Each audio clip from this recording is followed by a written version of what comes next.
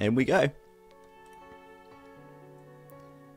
Okay, here we are once again. Welcome back to Clash of the Titans. This is game number 2 again, restarted of course from the last time, and we do have TheViper versus JorDan23 on Double Arabia. JorDan23's home map, as he did lose game 1 to TheViper. Hopefully then we're not going to see any restarts this time. I'm really hoping that we don't, because that would suck, as we'd have to go back and then come back in again. But as we don't have so much spec delay, as we're using a stream delay today, we don't have to wait so long between games. So that is always a bonus. So at least we've got that going for us, right? We don't have to wait if they do restart. So hopefully we're not going to see another restart. And if we do, then we'll just have to wait a couple of minutes before we can go back in, but it's not really too much of a big deal. Anyway, over to the left-hand side of the map, in blue, playing as the Huns, we do have JorDan23, and over to the right, in red, is Mr. TheViper, playing as the Huns as well. Interesting that they chose Huns here. I don't know if it was mirror civs or chosen civs, but the fact they've chose Huns makes me think that it is chosen. And Huns, of course, we just saw in the last game, pretty hectic, but in Double Arabia, even more so.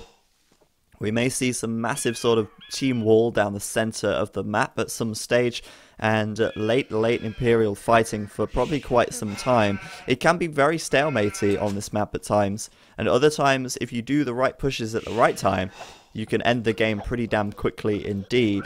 So we'll see if TheViper chooses to restart here. Jordan used his restart in the last one. So if TheViper doesn't restart by 4 minutes, then we will see, then we'll continue, obviously. Otherwise, we will have to wait and do a restart. But I don't think it's going to be a restart, to be honest with you. I don't know. This map on the top of TheViper doesn't look so good. But again, for Jordan, it doesn't look great either. It's all very open in this center area here. In fact, the only thing blocking access between this TC and this TC is a tiny bit of cliff and a few golden stone. So 20 seconds to go, less than that, and if Viper doesn't call a re, then that's going to be it. Doesn't look like he will. He's luring in his first and second boar simultaneously, and yep, this is going to be it. This is going to be game on. So bottom of this map does look a lot nicer, in fact, to defend. And if I had to sort of choose where to focus my eco, if I was TheViper, I would focus my eco in the south. Look at this gold, it's nice in the back. His tree lines are all really sort of like encompassing his TC. And he could build a lot of defenses here and really keep his economy safe in this section of the map. The north side is so open. He's got gold on the front, and if I was TheViper or JorDan23 here, I'd want to play very aggressive on this north side, as it is so open and so open to raiding. Whereas the south side, even for Jordan, is much more protectable. Sure, his gold's not in the best of positions back here. It's very easy for TheViper to hit that from sort of the north direction through the center of the map. But I feel that the south side lends itself much better to economy. The north side lends itself much more to fighting. And we'll see if any of them, or either of them, decide to do any feudal pressure. I get the feeling that they won't, purely and simply because with 4 boar and with extra deer and extra berries and sheep, it's very easy to do a fast castle on this map.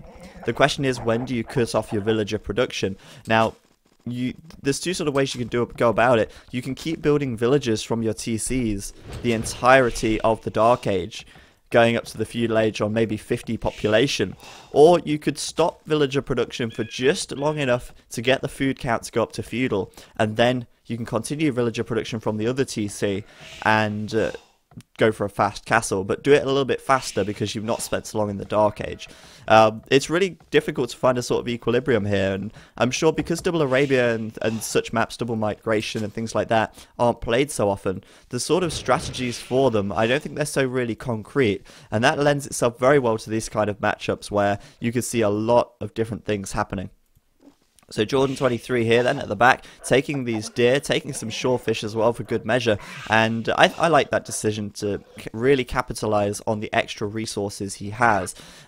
Making 3 mills in the Dark Age, that's quite a lot of wood investment, but I think perhaps hoping to get up to the Feudal Age in a good time. Jordan already taking some gold right now, and he's got up to Feudal on 43 population. The Viper, however, already up to Feudal now on about 50%, and he is on 42 population. So it is very close. Viper transitioning a lot more villagers to gold much quicker though, and I feel that, yeah, we will see a fast castle from him. However, a barracks is going up on the front, and I think maybe we'll see a barracks and perhaps a stable or archery range, and then his second Feudal Age building before going up to the Castle Age. Though he is lacking a little bit of food at the moment, so I'm intrigued to see what he's going to do here. He is taking quite a few berries on the south side and on the north side as well, probably hoping to get the food from the berries there. So let's keep a close eye on Viper here, see what he's going to do. JorDan switching now as well to take quite a bit of gold, but noting here the Viper choosing right now to come in and attack. Good decision to make by him. One scout goes down each, but JorDan doesn't have the plus to attack on his scout yet. He's not gone up to Feudal yet, and the Viper could really capitalize on that, but JorDan's going to push him away and try and get this wall up as best he can. The Viper then will certainly be fast castling blacksmith and stable, so we'll probably see knights from him, and knights great for raiding, of course, especially once you get that +2 armor upgrade. So the Viper going to go with knights here by the looks of things. Could always switch to cavalry archers as well, but knights certainly have got a good potential. The JorDan 23 also going for a stable and a blacksmith, so he will go up to the Castle Age as well, but seemingly much slower. He's just got to get this blacksmith up, and he will be able to make that Castle Age click. But the Viper at the moment, a good 20 seconds ahead, I would say. And I kind of said this at the start, the north does look a lot more likely to be used for aggression. Both of them putting their military buildings up in the north of the map here, and that is exactly where I imagine we will see the military pressure coming in from. Bottom of the map, well walled up for JorDan already. Going to try and use this as his eco then by the looks of it. Same sort of for the Viper. No military production at all over here, and it's all up in the north where he's going to start pumping those knights from 2 stables at a time. So he's going to be up to castle in just a moment. He's about 50% at right now, researching wheelbarrow as well, and that's the beauty of having 2 TCs, of course. You can really get those upgrades in and keep that villager production going, even though you're still upgrading to the next age, which is great, especially in the Feudal Age. It does really just accelerate the game and bring it to a much faster pace. JorDan here, making a little bit of a mistake. He's not walled up properly. Gonna lose this villager. Not ideal, but I mean, 1 villager at this stage, yet not ideal, but also not such a big deal because they're already on 48, 54 population. So it's not too bad at all. Viper then walling up this south side. Again, as I say, going to use this for his economy by the looks of things. And there we go, up to the Castle Age now. Knights coming out straight away, and he is not going to be messing around at all. Second TC going up on the wood at the back, or third TC, I suppose I should say. Going up at the wood on the back, and that's just to keep this safe. He knows that JorDan's probably going to try and raid here as well. JorDan, 3 stables right now. Knights coming out at the same time, and man, Viper might pick off another villager. No, he's not going to do that. Not going to work, not today. So there we go, JorDan going to send villagers, well not villagers, knights straight down to the south side, knowing that Viper is probably going to send his attack in here, and indeed he is. He was certainly right. JorDan playing it very well indeed. He has got bloodlines on these knights as well, which is what Viper does not have. So JorDan has got the tech advantage at the moment. Question is, will the Viper upgrade bloodlines soon enough? Doesn't really matter that much. He's starting to raid JorDan's eco, trying to take out what villages he can. And to be fair, you can probably just run straight past him and just go to focus down the villagers. That's really what he's aiming to do here. A couple of villagers, 3, 4 maybe, going down for JorDan there. Viper getting in, doing what damage he can. Looks like maybe another villager going to go down, but nope. JorDan's going to save the day, just saving the day. The Viper then, 2 stables, only 2, no third stable yet, and JorDan is on the 3. However, I think he might be struggling to keep military production up from all 3 simultaneously, seeding a load of farms straight away. And this is the beauty of this map. It is so open. It is so open to raiding, and it makes it so good for the person who has got exceptional micro skills, exceptional speed. So the Viper then starting to try and raid wherever he can. JorDan going to be trying to wall this up as best he can to stop the Viper from getting in. Viper's already walled his economy section up, I suppose I should say. Didn't say my words a bit there. and just keeping that military production going just to make sure that that raiding can continue. Monastery going up for JorDan as well. The Viper has got his monastery up for now. Monks coming out, and Monks, great defensive units from Knights. Going to be able to get a few conversions off, and I think that's probably the plan, to say the least. Still, the Viper has no bloodlines, and that is kind of crucial to him. Obviously, going to make them a little bit more hardy at dealing with town centre fire. No upgrades on the defence either, but Viper still finding villagers to kill. He is still getting in there, still killing villagers, doesn't care about the fact that that TC might be attacking him. Town watch for JorDan being researched. Got to keep an eye on those borders. And JorDan now trying to find his way in, looking to get into the Viper's economy. Unable to do so just yet. Oh yes, he is. He is in. JorDan moving his knights in, and Viper now going to lose some villagers of his own. JorDan taking quite a good score lead here. We should have a look at his military. He's got 12 cavalry on the map. The Viper has got 2. So JorDan's military score going to be much further ahead at this stage. And he has also got +1 defense as well as bloodlines, as we already know. So forcing Viper off of gold at the south side. But the Viper really building up his economy back at home, and another barracks going down. Interesting stuff. Is he going to be making more pikemen or something? We don't know just yet, but we'll have to keep an eye on that, because 2 barracks is interesting. I'm pretty sure it's not a misclick. And JorDan in here doing what damage he can to the Viper's eco. Viper still not able to get back on gold just yet. JorDan taking advantage of having a hole in that wall. Going to bring over some more knights now, and the Viper only has 1 monk to defend here. Not enough gold in the bank to even make another at the moment. He's got one queued up, but not enough gold to make another at all. JorDan going to try and find a way back in, but Viper's walling up behind it. Not going to let that one happen at all.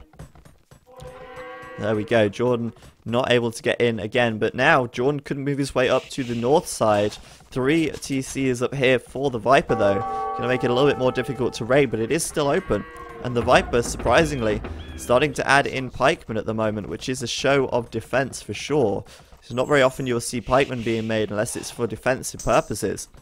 And this game is looking like the 40th minute in the last game we just watched already. But JorDan back in again. Viper trying to quick wall this gold up here. JorDan's going to make a quick run for it. He's not going to get in. Well, JorDan's not going to be able to wall it off in time. Viper's not going to be able to wall it off in time even.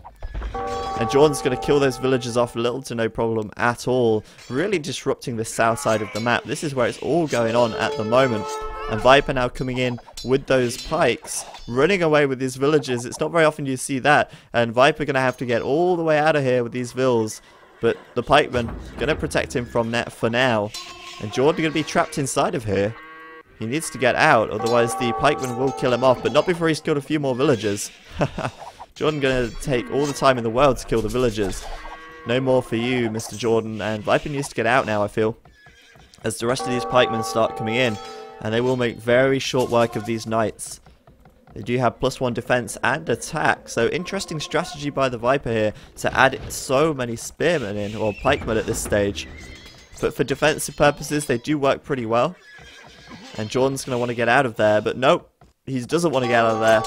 He wants to kill villagers. That's what he wants. He wants to massacre everything he can get his hands on. +1 attack done as well for JorDan here. And you know what? The pikemen from the Viper, too spread out, too sparse.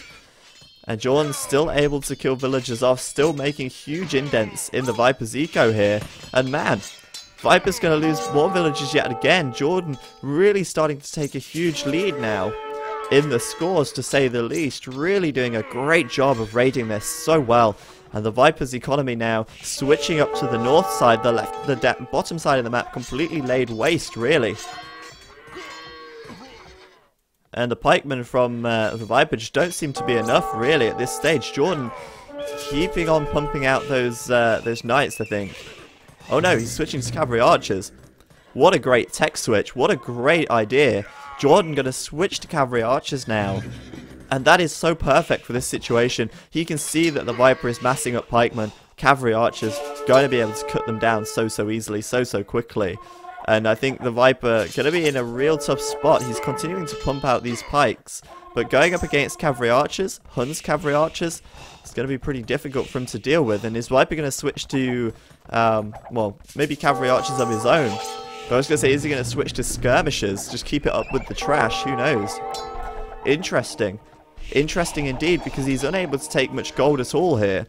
This is gold in the back, under a lot of pressure from JorDan. His other gold on the front, under again a lot of pressure from JorDan. Gold's in the back here though, that he's not taking, but JorDan's able to hit them. And man, JorDan's doing such a good job of starving the Viper from gold here, that Viper is now forced to, well, make trash, and it's not an ideal situation to be in at all. JorDan playing this one really well indeed. He has been such a disruption to the Viper's eco this entire game. Monk's on the front as well to get some conversions where he can. And right now I think for JorDan a Siege Workshop would be great. And there we go, a Siege Workshop going up on the front just to top it off. Viper going to have a very tough time defending from a Mangonel here. There's a lot of military coming in from JorDan, and he is 1,000 score in the lead at this stage of the game, picking off villagers and with these cavalry archers and keeping the Viper really occupied. Initially Viper was the one doing the raiding.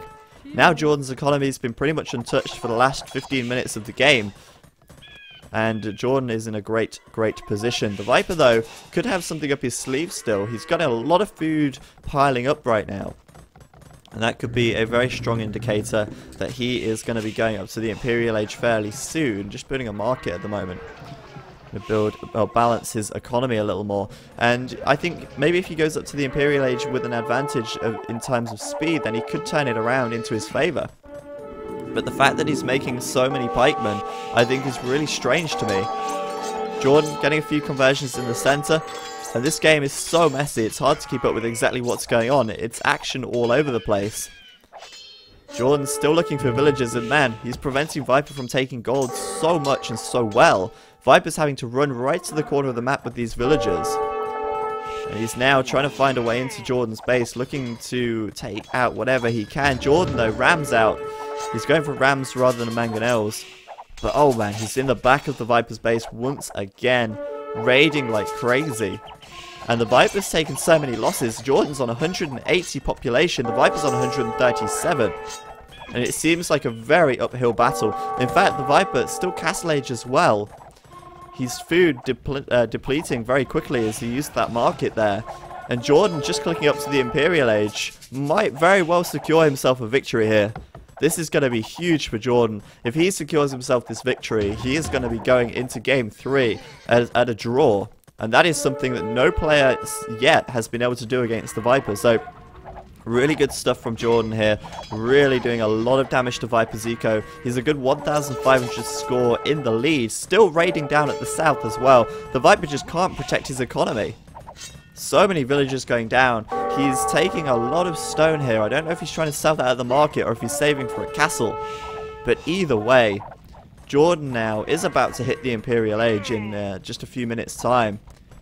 And he has done so much damage. Let's see if the Viper decides to get some castles up here then. He's still taking the stone wherever he can. But he looks like he's really struggling. JorDan is giving him a massive run for his money here. JorDan as well, now population blocked. Castle going up on the front. And that is really a finishing blow, I feel. That TC going to go down. This gold in jeopardy. And the castle here, once the JorDan reaches the Imperial Age, going to be able to pump out some trebs as well, just to deal with that extra damage. But the Viper is the Viper. He may be able to turn this around still. We don't know. It's not over yet. He hasn't resigned. But man, what a game this is shaping out to be already. Viper's food income so low at the moment. He is losing so many villagers. It's so painful to watch as he just constantly gets raided time after time after time. JorDan is just so far ahead at this stage. Imperial Age, and he's got almost 2k of everything in the bank. There's the GG from the Viper, and well played JorDan 23 indeed. Really showing off there how excellent he was able to just attack every section of the map. I think from the moment JorDan hit Castle, and he cleared up that little rage from the Viper in his base, from that moment, JorDan was everywhere, constantly, for the entirety of the game. And the Viper, I would love to see the achievements here, but it won't work because it will tab me out. But it's so mad.